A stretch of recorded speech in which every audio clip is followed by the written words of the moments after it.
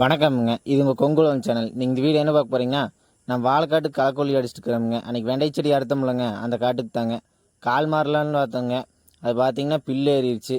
சரி, மாறக்கு சிரமமாக இருக்குதுன்னு சொல்லி போட்டு களைக்கொல்லி அடித்து அப்புறம் மாறிக்கலான்னு சொல்லி போட்டு தாங்க படிக்கிறேன்.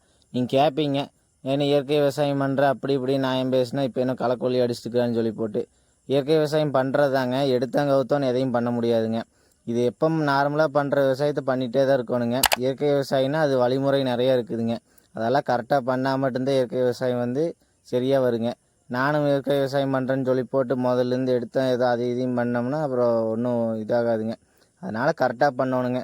இப்போ இருக்கிறத பண்ணுறத கரெக்டாக இது கெமிக்கல் விவசாயம்னால அதை கரெக்டாக பண்ணிகிட்ருக்கணுங்க. எதாக இருந்தாலும் அந்த வழிமுறையை கரெக்டாக பின்பற்றினா மட்டும்தான் ஜெயிக்க. இதுக்கப்புறம் வாழைக்காட்டுக்கு என்னென்ன உப்பு போடுறேங்க, அடுத்தது எப்படி கால் மாறுறோம், இதெல்லாம் அடுத்தடுத்த வீடியோவில் போட்டுடலாமுங்க. வீடியோ பிடிச்சிருந்தா லைக் பண்ணுங்கள், ஷேர் பண்ணுங்கள், கமெண்ட் பண்ணுங்கள். மறக்காம சப்ஸ்கிரைப் பண்ணி சப்போர்ட் பண்ணி போடுங்க.